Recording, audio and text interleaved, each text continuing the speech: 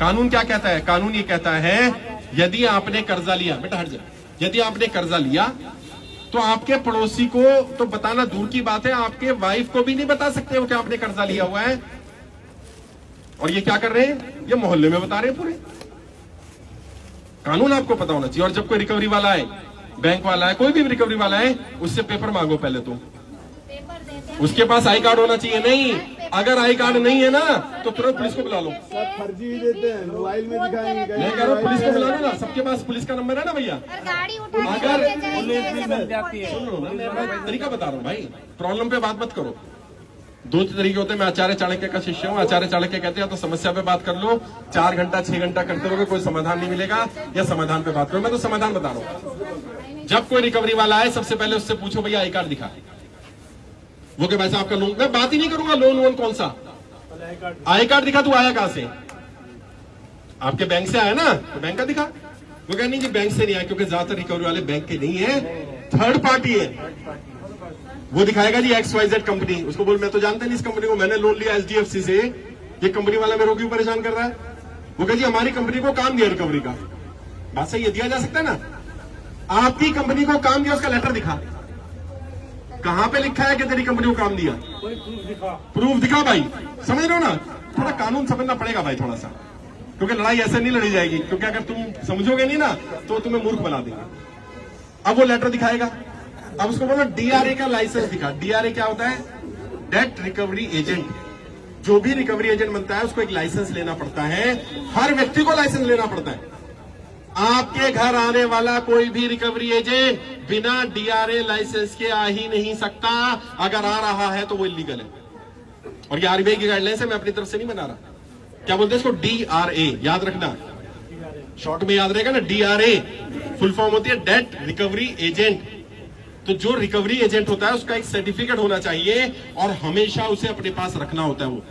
वो सर्टिफिकेट कैसे मिलता है थोड़ा बता देता हूं। जो भी व्यक्ति, जैसे मान लो मैं कहता हूं मैं रिकवरी एजेंट बनना चाहता हूं, तो क्या मैं डायरेक्ट बन जाऊंगा? नहीं, मुझे पहले वो कुछ कोर्स देंगे पढ़ने के लिए। उस कोर्स में रूल्स एंड रेगुलेशंस होंगे। उसके बाद मेरा एक टेस्ट लेंगे कि मैं इन रूल्स एंड रेगुलेशन को याद कर चुका हूं कि नहीं कर चुका हूं। टेस्ट अगर मैं पास कर लूंगा तो मुझे वो सर्टिफिकेट मिलेगा। और जिसके पास DRA का लाइसेंस या सर्टिफिकेट होगा वो गाली गलौज बदतमीजी कर ही नहीं सकता, क्योंकि उसमें लिखा है अगर आपके पास DRA का सर्टिफिकेट है और आपने गाली गलौज बदतमीजी की, आपका सर्टिफिकेट रद्द हो जाएगा। वो रिकवरी नहीं कर सकता। मैं नहीं बेटा, कॉल करो इसको, कॉल करो। मैं ऐसे बात नहीं करूंगा, स्पीकर पे बात करो। हाँ बात छोड़ो ना, आप स्पीकर पे लगाओ, आप ही बात करो ना। भैया मेरे बच्चों को लेने कब आ रहा है? मैं यहाँ पे खड़ी हूँ। अभी 2 चीजें और, क्योंकि जो जानकारी देनी है वो जरूरी है। अगर डेट रिकवरी एजेंट लाइसेंस है उसके पास, और लाइसेंस लेने के बाद वो गाली गलौज करता है, बदतमीजी करता है, तो उसका लाइसेंस कैंसिल हो जाएगा। ये आपको रूल पता होने चाहिए। अब जब कोई आपके यहाँ रिकवरी वाला आया, आप सबके पास मोबाइल फोन है, ये मोबाइल फोन आपका हथियार है। जैसे आए ना तुरंत फोन का वीडियो रिकॉर्ड करके फोन जेब में रख लो, पूरा बताओ भी नहीं, चालू रखो। आजकल तो पता भी नहीं चलता रिकॉर्डिंग हो रही कि नहीं हो रही है। अभी क्या करो, उससे जो बात करो रिकॉर्ड करो, क्योंकि वो कल तुम पे आरोप लगाएगा तुमने गाली गलौज किया, बदतमीजी किया। अच्छा कई लोग हमारे ऐसे हैं बदतमीजी कर भी देते, करना मत भाई। तुमने बदतमीजी नहीं, शुरुआत मत करना। अगर सामने वाला शुरुआत कर दे तो फिर छोड़ना नहीं, फिर देख लेंगे। हाँ फिर देख लेंगे। मैंने बताया ना, अपनी तरफ से गलत नहीं करना, क्योंकि अपनी तरफ से गलत करोगे तो कानून तुम्हारे खिलाफ हो जाएगा। अगर सामने वाला शुरुआत करता है तो फिर देखेंगे उसको कैसे करना है। वीडियो रिकॉर्ड करो और वीडियो रिकॉर्ड करके हमारे नंबर पर भेज दो। हम उसको इतना वायरल करेंगे, इतना वायरल करेंगे। अभी पहले मैं अपनी बात रख दूं भाई साहब, उसके बाद फिर आपके सवाल भी लूंगा। मैं यहाँ जाने वाला नहीं हूं भैया, घर छोड़ के आ गया हूं। हाँ नहीं तो देख ले भाई, अभी गाड़ी में किसी की रखा है, लगेज रखा है। मैं कितना सामान लेके आऊं है? 3 सूटकेस भर के आए। मैं आ गया हूं भाई, अभी मेरे पास रहने की जगह नहीं है यहाँ। बस ये कह दिया, यही बहुत है। ऐसे तो बहुत सारे घर है, तुम लोग का दिल में इतनी जगह है यार। मेरा घर है और प्लस दिल्ली मेरा ससुराल है, तो आप मेरे ससुराल पक्ष की तरफ से आए हो तो मोस्ट वेलकम। बहुत बहुत शुक्रिया, धन्यवाद। नहीं जरूर जरूर, नहीं कई महीनों के लिए मोस्ट वेलकम। बहुत शुक्रिया भाई। ये गुजरात टीम देखिए कहाँ व्यवस्था करनी है, लेकिन आज तक अभी तक भी मेरे पास ये नहीं पता मुझे रुकना कहाँ है। मैंने कहा मैं आ रहा हूँ। दूसरी चीज का क्या ध्यान रखना, ये भी बड़ी चीज है, इसके बारे में भी लोगों को नहीं पता। और जो लोग ज्यादातर जिनकी गाड़ियां छीन लेते हैं सड़क चलते, घर आकर के आपका घर सील करने का झूठी धमकी देते हैं, नोटिस लगा के चले जाते हैं। जब भी आपके पास कोई नोटिस आता है, खासकर से वो लोग जिनकी प्रॉपर्टी बैंक में मोर्गेज है, वो ध्यान रखो। प्रॉपर्टी मोर्गेज के रूल ऐसे हैं, एक बार आपने प्रॉपर्टी रख दी तो आप समझ लीजिए इतना बड़ा क्राइम आपने कर दिया है। मोर्गेज का तो टर्म का मतलब भी नहीं पता, टर्म ऐसी रखी है आम जनता को समझ में ना आए। मोर्गेज का मतलब पता क्या है? मोर्गेज का मतलब बताओ। मैंने अपनी प्रॉपर्टी मोर्गेज की, इसका मतलब क्या है? मैंने अपनी प्रॉपर्टी जब्ती करवाई है। मोर्गेज मतलब जब्ती होता है। आपने उसी दिन तो लिख के दे दिया कि मैंने जब्त करवा दी। मोर्गेज मतलब जब्ती है।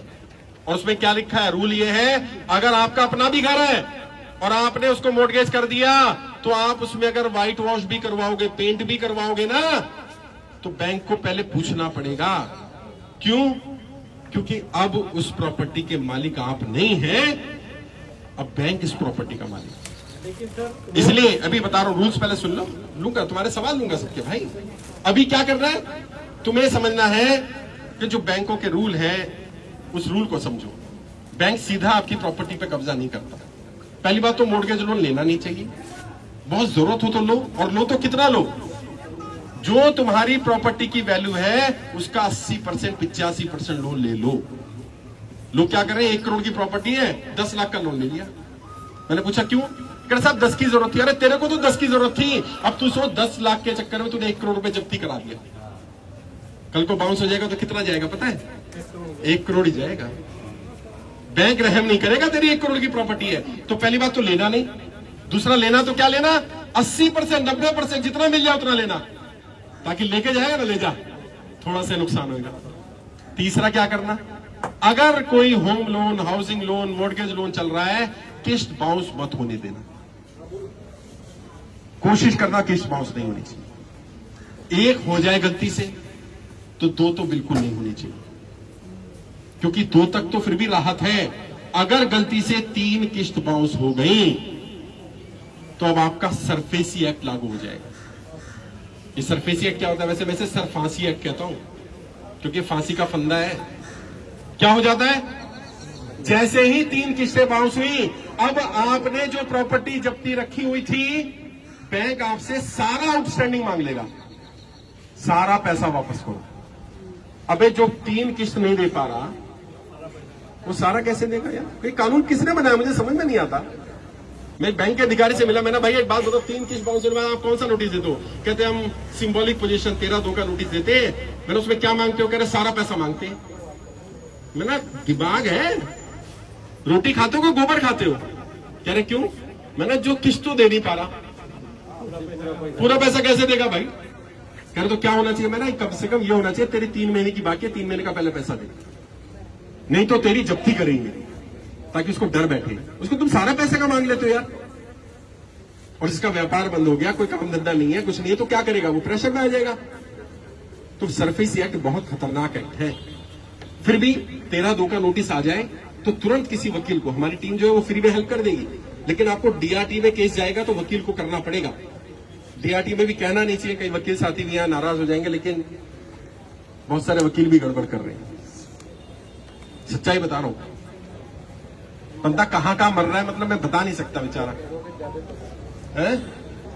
नहीं, एडवोकेट है डीआरटी के, ये तो ईमानदार है। ये ईमानदार है, वो खुद बताएंगे आपको। वो बता देंगे, उनसे पूछ ले, अभी मैं मौका दूंगा उनको कि एक्चुअल में एडवोकेट भी गड़बड़ कर रहे हैं। वो मिल जाते हैं बैंक वालों से, क्योंकि बैंक वाले पैसा खिला देते हैं। आप कितना पैसा दोगे? तो कोशिश ये करनी चाहिए अपनी तरफ से किस्त बाउंस नहीं होने देनी। कोई नोटिस आए तो नोटिस को पढ़ना है। कई लोग यहां भी नोटिस लाएंगे, मेरे सामने खोलते हैं। मैंने कितने दिन पहले आया कर 3 महीने, मैंने पढ़ा भी नहीं तुमने? वो देख तो ले फांसी का है कि किसी चीज का है, कहां का है नोटिस? भाई नोटिस पढ़ लिया करो, नोटिस कोई फांसी का फंदा नहीं है। और जब कोई नोटिस कर रहा है, नोटिस भेज रहा है, तो जैसे बैंक नोटिस भेज रहा है तुम भी नोटिस भेज दो। तुम, बैंक कह रहा है तुमने किस्त नहीं भरी, तुम अपना रीजन लिख के दो। क्यों? ताकि कल जब कोर्ट में जाएगा तो बैंक का भी प्रूफ होगा, तो आपका भी प्रूफ होगा। भाई मैंने बैंक को पहले ही बताया था। एक डीआरटी का केस बता रहा हूं भाई साहब, बड़ा बढ़िया केस। व्यक्ति की नौकरी थी, नौकरी छूट गई, कंपनियां बंद हुई बहुत सारी, तो नौकरी छूटी लोगों की। उसने, क्योंकि हमारी वीडियो सुनी थी, उसने क्या करा, उसने बैंक में नौकरी का जब नोटिस आया छोड़ने का, 3 महीने का नोटिस होता ना, नोटिस पीरियड में ही बैंक को नोटिस भी भेज दिया और एक लेटर भी भेज दिया कि जी मेरा ये नौकरी का नोटिस आ गया है, 3 महीने मेरी नौकरी चली जाएगी, 3 महीने बाद मैं किस्त नहीं भर पाऊंगा जब तक मुझे नई नौकरी नहीं मिल जाती। बैंक को पता चल गया कि 3 महीने बाद किस्त तो आनी नहीं इसकी, लेकिन क्योंकि उसका केस ठीक चल रहा था तो बैंक वाले का फिर लेटर आया कि आपका तो रेगुलर केस चल रहा है, लोन चल रहा है, तो हमें तो आपसे कोई ऑब्जेक्शन नहीं करे, नहीं आज नहीं है, कल को होगा तेरे को, इसलिए बता रहा हूं। और फिर बैंक भी चला गया लेटर लेके। बैंक ने कहा भाई आप क्या चाहते हो, कह रहे भाई मुझे नहीं पता, 3 महीने में नौकरी मिल जाए, 6 महीने मिल जाए, हो सकता है ना मिले, कम से कम 1 साल का समय दो मुझे। उसने कहा जी 1 साल का तो ऐसा कोई प्रोविजन नहीं है, ये नहीं है, वो नहीं है। वो हर हफ्ते लेटर लिखता रहा, और सिर्फ बैंक को नहीं लिखा उसने, बैंक के सीनियर मैनेजर को, बैंक के रीजनल मैनेजर को, सब जगह लेटर भेज रहा है। उसको बुला लिया बैंक ने कि भाई क्या चाह रहा है तू, सब जगह कंप्लेंट कर रहा है, भाई सुनोगे नहीं तो क्या करूं, मेरी तो नौकरी चलेगी।